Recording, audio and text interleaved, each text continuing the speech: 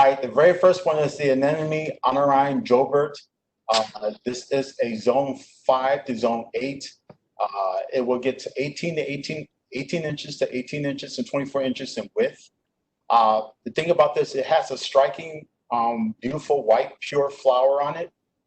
It is canned in a 19 centimeter, prefers to be in moist to well-drained soil. The bloom time for this variety is between the mid to late summer. It does prefer to be planted in the direct sun. You can plant it in full sun. And it is to recommend that you cut this back during the late autumn. The thing about this variety that it's also an enemy means to the daughter wind, which is more of a Greek, which henceforth the name is called windflower. It has a tendency the buds to droop, and once it starts flowering, it's like sort of aims towards the sun itself. So it's got like it looks like it's flowing in the wind.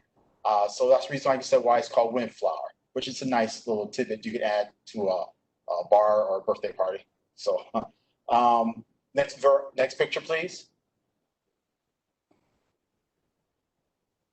I have to scroll the way down for that. Oh, there you go.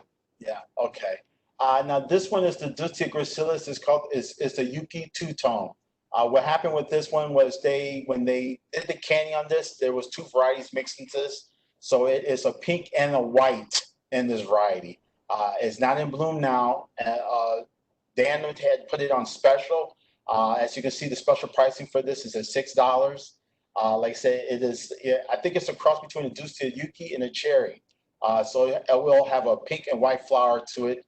Hopefully, we won't be running into any kind of errors and mistakes like that in the future. But like I said, this is what this is. It's over there in W5.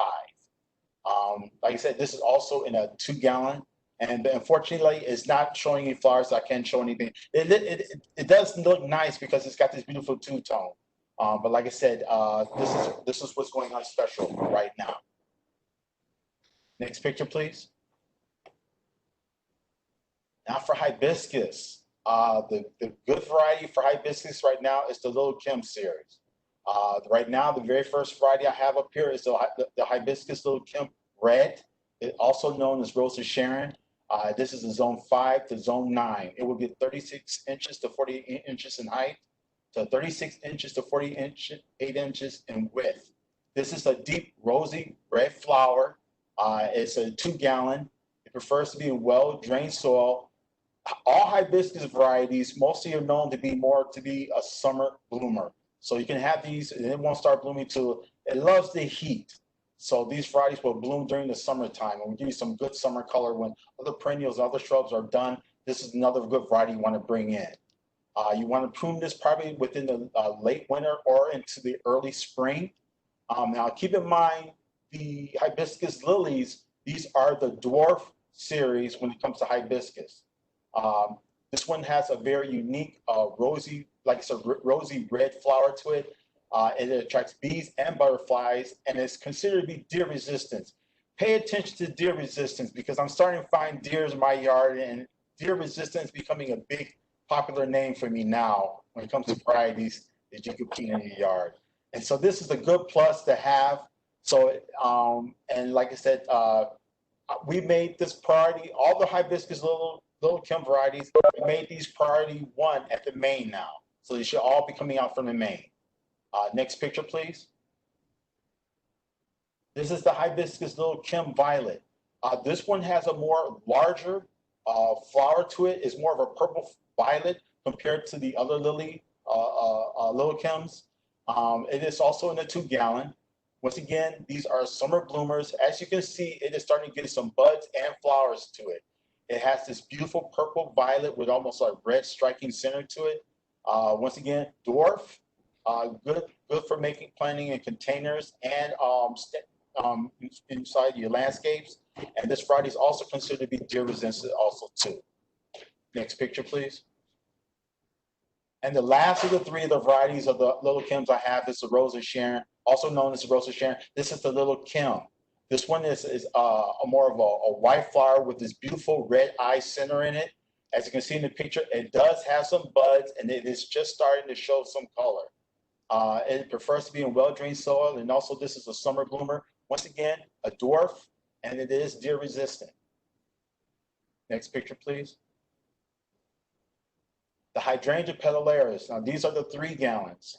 They're all a nice, freshly brand new trellis. So that should be the customer happy. And as you can see from the size, it is 24 to almost 30 to 30 inch plus when it comes to good size. This is zone 4 through zone 8. It would get 30 feet to 50 feet in height to 5 to 6 feet in width. Majority of times, petalaris are more known to bloom mostly during the May and the June months. It likes to be preferred to be in the medium to well-drained soil. What's also good about this, once it's done with the flowering, it does have this beautiful bark.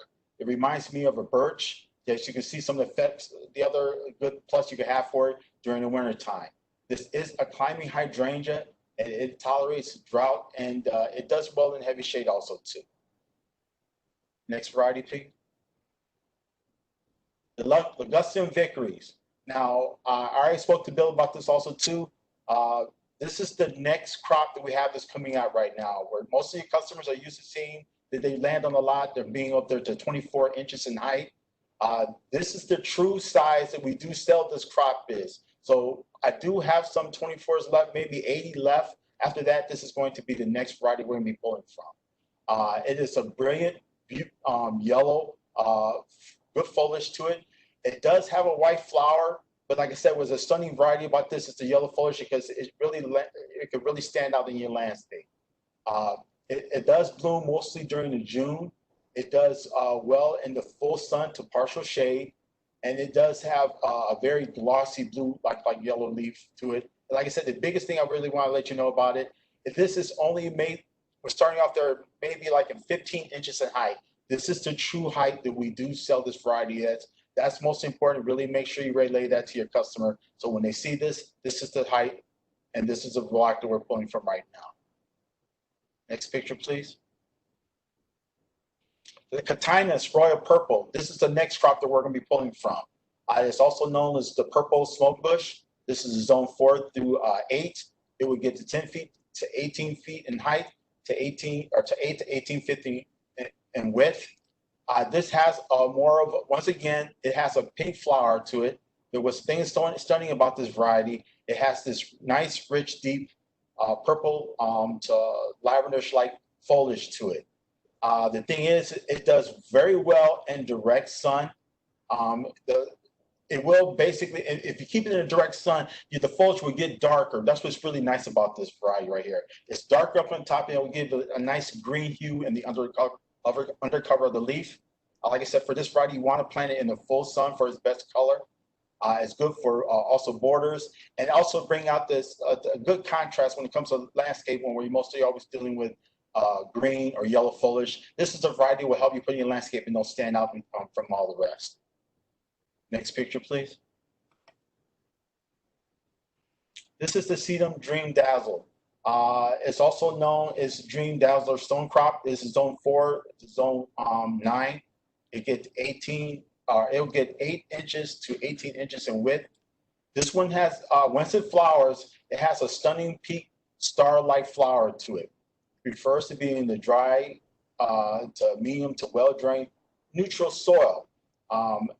It does, once it's in flower, this variety will attract butterflies. But what's great about this is that it's got this bicolor foliage to it, where it's green and it's got this beautiful hue of red in it. This is the natural process what this variety looks like. Good for containers and also for your landscapes, even for your little rock gardens. You can keep that in mind. Next picture, please.